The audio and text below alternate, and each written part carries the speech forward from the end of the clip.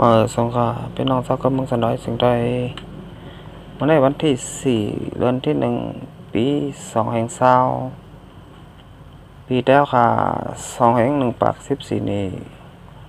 วันเสาร์เนี่ยเนาะคำขึ้นได้เนี่ยเนาะข่าวยาม10:10 นาทีเนี่ยนะเมืองสิงห์ไทยก็มาพบมาญากันเนี่ยเนาะข่าวใจจะหนุ่มทางปอกนึงเนี่ยเนาะคำขึ้นได้ก็รายการปกได้ตื่นเนี่ยเนาะก็เอาพี่น้องแต้วค่ะมาถ่อมข่าวการบ้านการเมืองการศึกกว่าซ้อมกันทางค่ะเอาค่ะข้อที่1เนี่ยอันนี้ก็เกี่ยวกับเลยลองไพ่ไม้จ้องเนี่ยเนาะที่เจเวงเกซี่อ่ะพี่น้องผู้ปันแหงไพ่ไม้จ้องได้ไม่กว่าตั้งหลังเนี่ยเนาะอำเลยสังหะพี่น้องผู้ปันแหงค่ะเนี่ยก็ได้หันกันอยู่เนี่ยเนาะในเป็นวิดีโอก็มีเนี่ยเนาะเป็นภาพก็มีเนี่ยในโซเชียลออนไลน์ Facebook เนี่ยเนาะก็ลงไว้ตั้งน้ำเนี่ยเนาะอันนี้ก็ข่าวใจหนุ่มก็เอียงมาที่ข่าวของเงาแรงหุ่นใหม่เนี่ยเนาะก็มาอ่านข่าวในพี่น้องแต้วข่าวกว่าจำกันค่ะไพ่ไม้วัดเกี้ยงเนี่ยเนาะแรงทำสายแรงทำเนี่ยเนาะน้องซ้อมเจเวงเกซีกว่าตั้งหลังเนี่ยเนาะเมื่อวันที่3 เดือนที่1 2020เนี่ยเนาะข้าวยามกลางไหนข้าวยามกลางค่ำเนี่ยเนาะจากกลางนาข้าวยามกลางค่ำ10 นาที10 โมง 10 นาทีนั่นเนี่ยเนาะไพ่ไหลลูกไม้วัดเกี้ยงหลงสายแรงทำวันน้องซ้อมน้องซ้อมเนี่ยเนาะเจเวงเกซีกว่าทั้งหมดเนี่ยเนาะอำตันได้สั่งในยาวเนาะเกี่ยวเลยลองไพ่ไม้นั่นแต่ละไรหัวว่าเป็นยันไตไพ่เต้นพยาไว้ตีนาพยาเสียไพ่เต้นล่มแลไพ่ไหลไม้ปลาโคของนักจ้องอีกตั้งพยาต้องกว่าตั้งนำเสียอำตันได้สั่งไว้ไพ่ไม้เย้าและหันไว้พยาต้องอ่อนสู่เหลียวก้อยเนี่ยเนาะไม้ป้าจะสังขานักจ้องแต่มีลองตุ้มเตอร์เสป้าเนี่ยเนาะรถเพย์อยู่เนี่ยเนาะจะสังขาวที่อยู่ไว้นักจ้องแต่ก็รถเพย์หลีเนี่ยเนาะเป็นสังเนี่ยเนาะย้อนบาเป็นจ้องไม่แหละจุ้มไผ่เขไผ่มิตรตัดเนี่ยเนาะเขาก็ต่อถึงปอมาฮอดแผวในก่อไผ่ปอไม่จำเสียงหมดกว่าเย้าวานไหนไรหัวจอมลองเปิงเปลี่ยนมีหนังไหนคะเนี่ยเนาะในก่อเปลี่ยนนั้นมองแต่จอมเตะเนี่ยเนาะไพ่ใหม่เกี้ยงหะเป็นน้องผู้ปันแหงตีเจเวงเกซีเนี่ยเนาะเกี้ยงบันน้องซ้อมเนี่ยเนาะเจเวงเกซีไพ่ใหม่กว่าตั้งหลังฮะอันนี้ฮะก็หยับใจเนาะจะสังขาแลจะสร้างเขาเนี่ยเนาะก็เตะอยู่หยับกินใจไปอีกนึงก็บ่าไพ่ไม้เกี้ยงซ้ำเตะกว่าอยู่ตีแล้วเนี่ยเนาะก็บนบาเดมีตีอยู่เนี่ยเนาะก็อยู่ต่างตีไว้ก่อนเนี่ยเนาะมันจังว่าไพ่ไม้ในได้ทำว่าไม้เกี้ยงใหญ่ก้อยเนี่ยเนาะเกี้ยงเล็กๆล็อกๆตีนหลังแรกก็ตึกมีไว้อยู่เนี่ยเนาะว่าจะสังขาเขาเนี่ยก็เด็กก็อยู่ไว้ตีเกี้ยงหลังเล็กนั่นเนี่ยเนาะเกี้ยงอันหลังใหญ่ในก็เกี้ยงหลงในก็เดอสังเนาะเลยใบเท่าฐานก้อยเนี่ยเนาะอันนี้ฮะพี่น้องผู้ปันแหงไพ่ในมันใบสังเนี่ยเนาะบาเซยอกโคยอกกวนยอกมันก็เอาหมดฮะไพ่ไม้เกาหลีเนี่ยเนาะน้ำทมเกาหลีเนี่ยลิโกเต้ๆฮะอันนี้ฮะ สาเหตุมันได้เตียนไพ่ไม้ไหนเนี่ยแล้วข่าว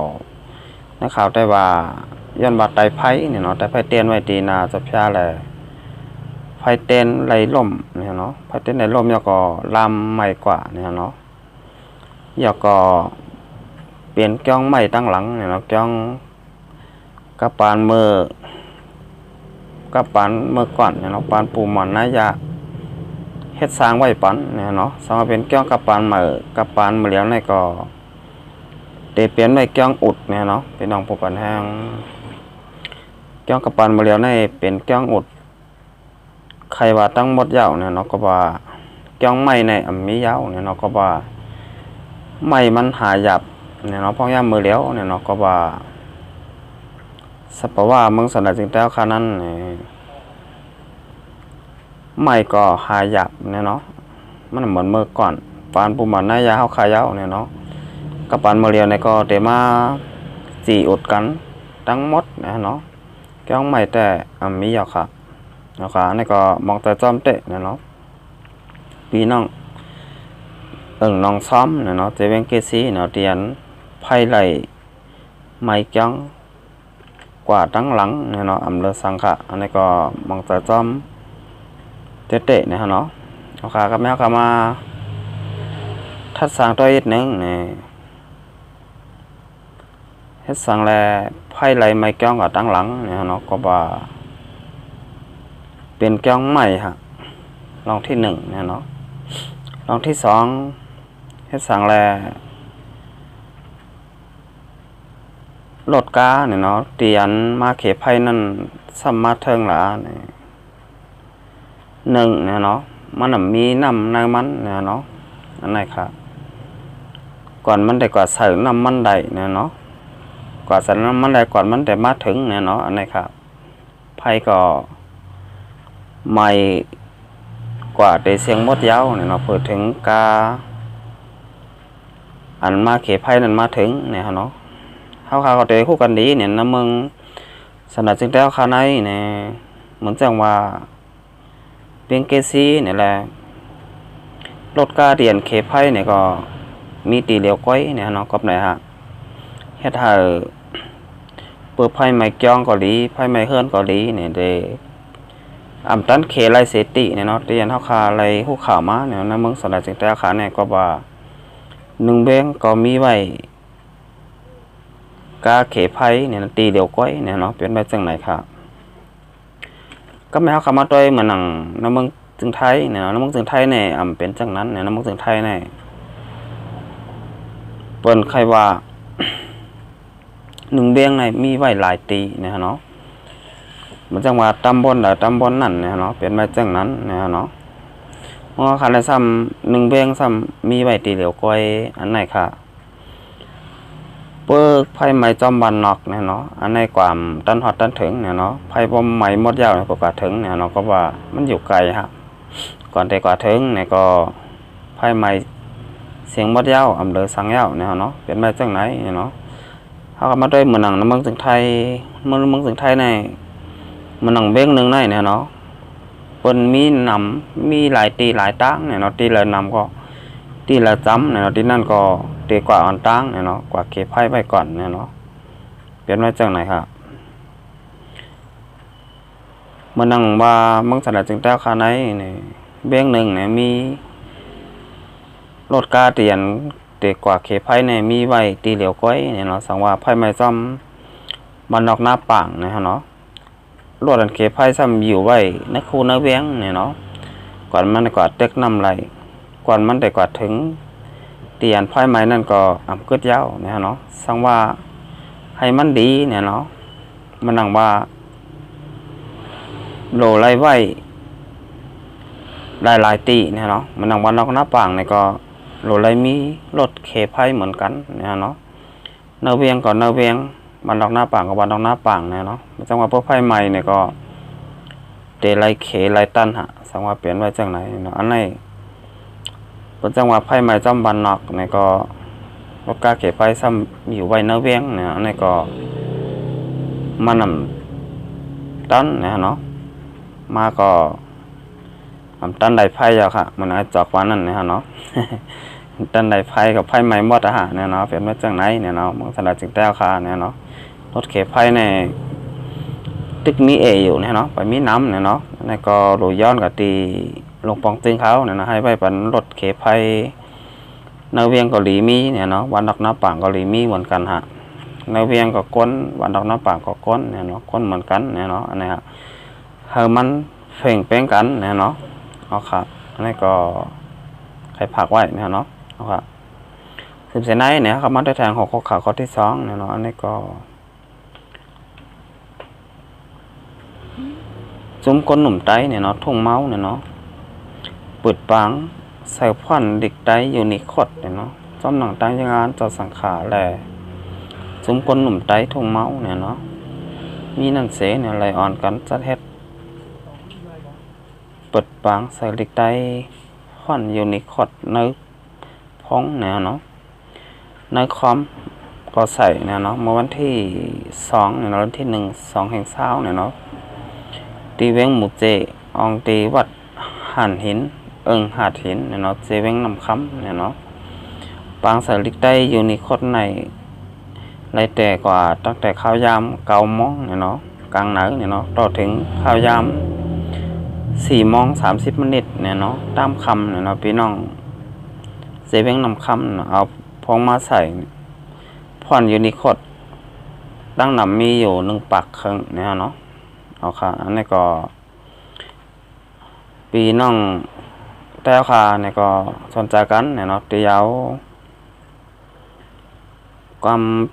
ต้องเมืองสนามเจนแต้วเขาห้องบาพงเนี่ยเนาะเมืองไทยซ้ำห้องว่าโทรศัพท์เนาะเอามาใส่พ่อนยูนิคอร์ดเนี่ยเนาะมันหนังเมืองจึงไทยเนี่ยก็ยามเฮ็ดเหมือนกันเนี่ยเนาะมันหนังพี่น้องไต้เฮาคาเนี่ยตีเวียงเกียงใหม่เนี่ยเนาะก็ยามใส่วันตีวัดกุดเต่าเนี่ยเนาะเมืองจึงไทยเหมือนกันฮะก็ว่าสมัยเฮาคาอำไรใส่พ่อนมันเนี่ยเนาะเฮาคาก็เตรียมดิกได้ก็อำไรนะเนาะโดยดิกได้เนี่ยก็อำไรฮะเปลี่ยนไว้จังไหนเนาะก็ในไรพี่น้องแต้วค่ะกูโกนเนี่ยก็สนใจกันเนี่ยนะเตียนแต่ได้ใส่พ่อนยูนิคอร์ดหางผอยหางมันเนี่ยเนาะสาวคามีพ่อนมันยาวเนี่ยเนาะค่ะเตรียมดิกได้แนวเพชรแนวลายเตรียมนั่นแหละก็ไรนะเนาะยกก็เขาคาอ่านไรเนี่ยเนาะเวลาเพิ่นเตรียมมาหาเนี่ยเขาคาก็เตอ่านไรค่ะสาวคามีพ่อนมันอำได้ใส่พ่อนมันเนี่ยเนาะอ่านก้อมไรต้วยก้อมไรฮะเป็นมาจากไหนเนี่ยเนาะพี่น้องพบกันยังอันนี้ก็เลยว่าเป็นข่าวดีเนาะพี่น้องจุ่มคนหนุ่มไต้เนี่ยเนาะทุ่งเมาค้ำเนี่ยเนาะอันนี้ก็ไรมาจอยแถมเนี่ยเนาะใส่ปันพ่อนยูนิคอร์ดละลายก้อยเนี่ยเนาะนี่ก็เป็นการนิกุโสทางรองหนึ่งเนี่ยเนาะเขาค่ะเป็นคนไต้ก็โดดใจไต้เนี่ยเนาะเปลี่ยนไต้เนี่ยก็โหลหักไต้เนี่ยเนาะนะครับโหลหักจะเคยเลยวันเมืองสมว่าเขาขาหักกันเนี่ยเผอสับเดมาเขาขาเนี่ยเนาะมันเขาขาเป็นคนไต้เหมือนกันซ้ำหักกันเนี่ยเนาะเจ้าเคยเปิ้นสับเดมาหักเขาอยู่5เนี่ยนี่ก็อัมมีเนี่ยเนาะพอได้มาหาเขาสังว่าเขาคาเป็นพี่น้องเจ้าก็เมืองสนามจึงไต้เหมือนกันมอหักกันมอใจเหลือกันนะเขาคาได้เปิดมองเจ้าเคยผลนั่นเปิ้นเตมาใจเขาคาไล่อยู่5เนี่ยอันไหนเพิ่มมาใจเท่าไรเนี่ยเนาะสังว่าเขาคาพี่น้องเจ้าก็เมืองสนามจึงไต้จอยกันพร้อมหอมกันหักกันปันแห้งกันเนี่ยเนาะเปลี่ยนไต้โหลหักไตโหลจอยแถมไตโหลปันแห้งไตโหลพร้อมหอมกันเนาะนี่ค่ะจอยกัดกินจ่องหวานจอยกันหามจ่องเบาจอยกันเอาจ่องไรฮะพี่น้องผู้ปันแห้งเอาครับตาคำก็ได้เนี่ยก็รายการปกไตตื่นเนี่ยก็แต่ยันก็ตือไว้ก่อนเนาะก็กำหนดสุดก็ยันสุพรรณพี่น้องแต่ค่ะเดี๋ยวกันมาติดตามช่อง YouTube ใจหยัดหนุ่มเนาะก็เอากุ้งมุนนะพี่น้องแต้วคากูกนเดี๋ยวนำเตะว่าเนี่ยเนาะก็ให้อยู่เลยมีเงินมีคำกันเนี่ยเนาะกูกนปีใหม่นี้ก็ขอให้มีแต่สิ่งใหม่ๆเข้ามาในชีวิตเนี่ยเนาะสิ่งเก่าๆลองเก่าวันหลังเนี่ยก็ให้มันกว่า3 ปีเก่าเสียเนี่ยเนาะปีใหม่ก็มีตัวใหม่ใจใหม่เนี่ยเนาะเอาค่ะคำคนในเนี่ยก็แต่ยันก็ดูไปก่อนนะเนาะเอาค่ะมาส่งครับ